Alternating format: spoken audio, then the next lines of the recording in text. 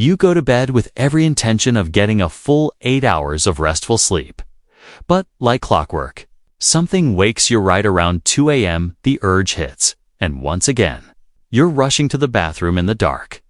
You probably assume it's your nightly glass of water, or maybe just aging catching up with you.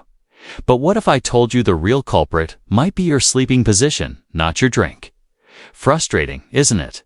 You eat well, you stay hydrated. You do everything right, but your nights are still broken.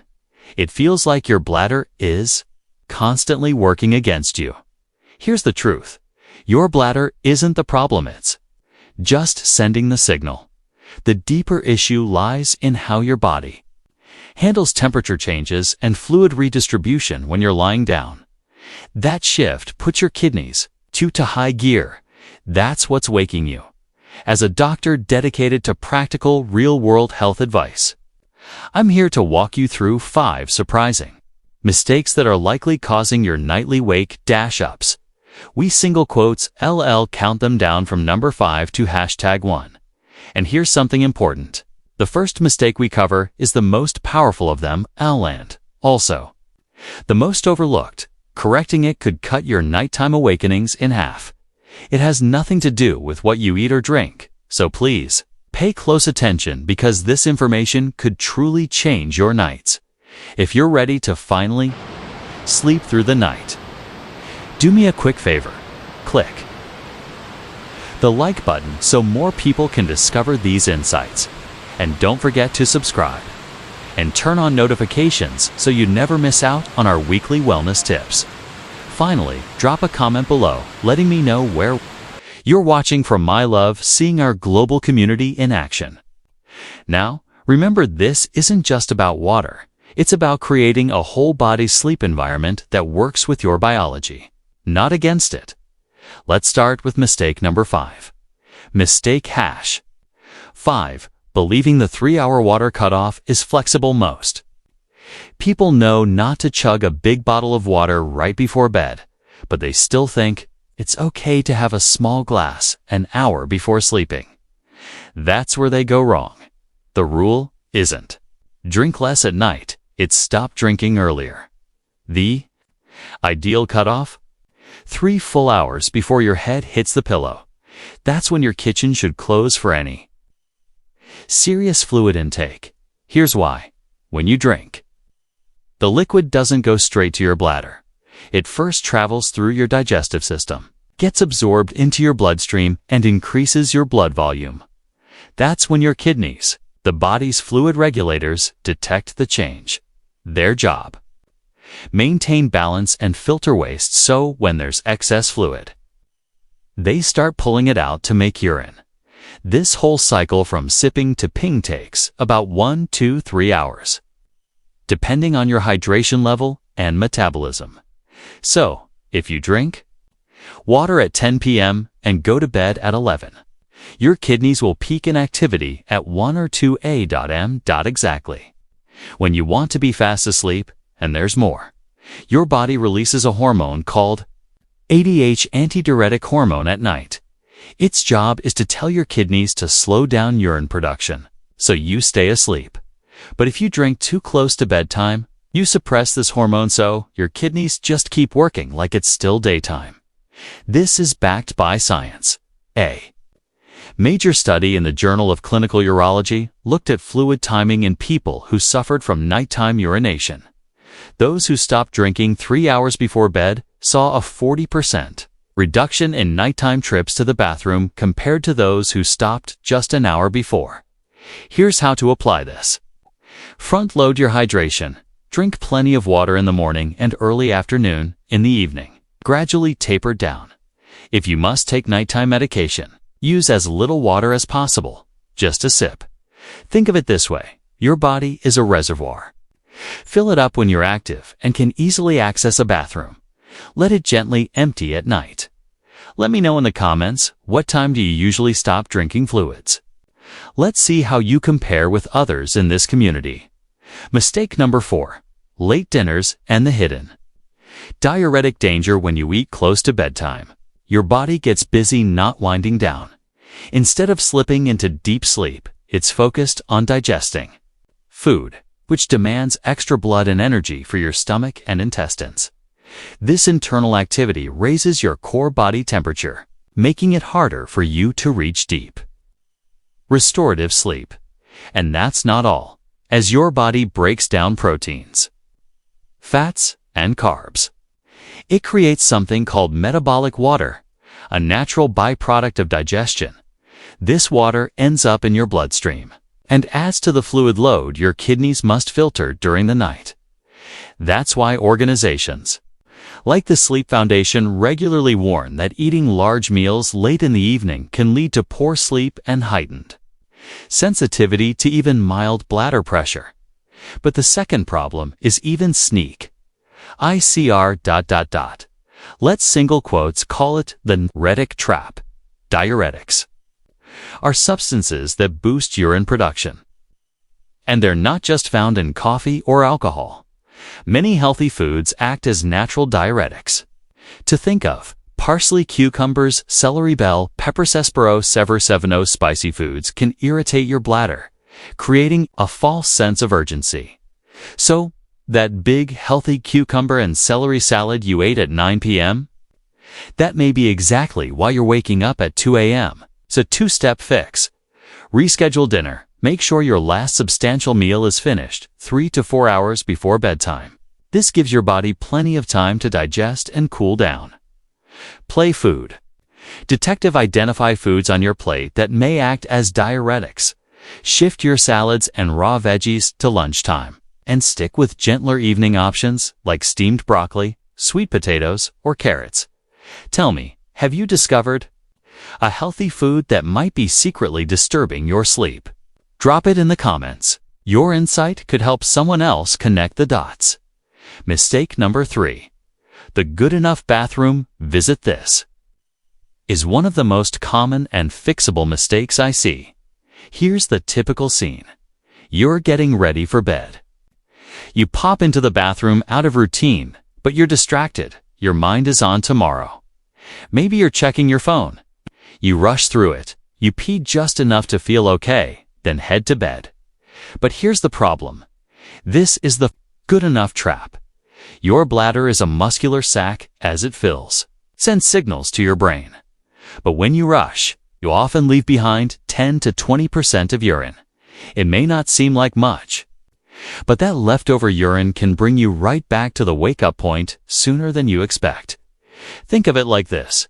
If your bladder's full capacity is 400 milliliters, and you leave behind 50 milliliters, that's already 1/8 full.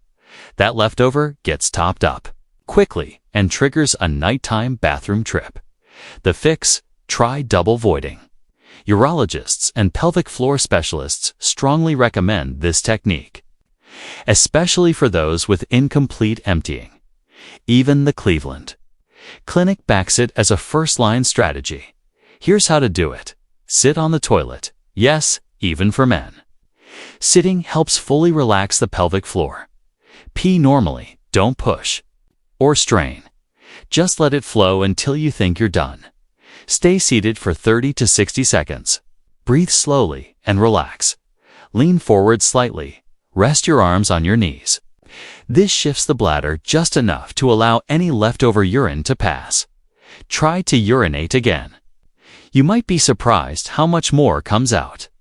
Make this 2-minute ritual part of your nightly routine, and you might just change your sleep quality dramatically. Ever heard of this before? Core is double voiding new to you? Let me know below. Mistake number 2. Your bedroom's hidden microclimature. Body works like a finely tuned thermostat, and the temperature of your room, plus what you wear to bed, can deeply affect your kidneys and your sleep. Let's start with the danger of being too warm. Experts agree.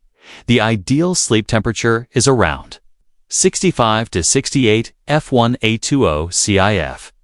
Your room is too warm, or if you're wearing thick, non-breathable pajamas, your core temperature stays elevated. This keeps your brain in lighter sleep stages, where your bladder signals are harder to ignore. You miss out on the deep, ADH-enhanced sleep your body needs. But the opposite problem, being too cold, creates a whole different issue. This triggers something called cold diuresis. When you're cold, your body naturally constricts blood vessels in your limbs to protect your vital organs. This drives blood inward, increasing pressure in your core circulation. Your kidneys detect this pressure spike and respond by producing more urine, even though you haven't consumed extra fluid. Ever noticed you pee more after being in a cold swimming pool? Same mechanism. Scientific studies back this up.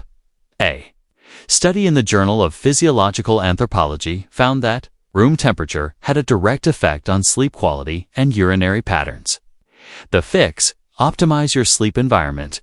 Set your thermostat to P-68 degrees Fahrenheit, P-20 degrees Celsius. Wear breathable, loose-fitting clothes like cotton, bamboo, or linen at night.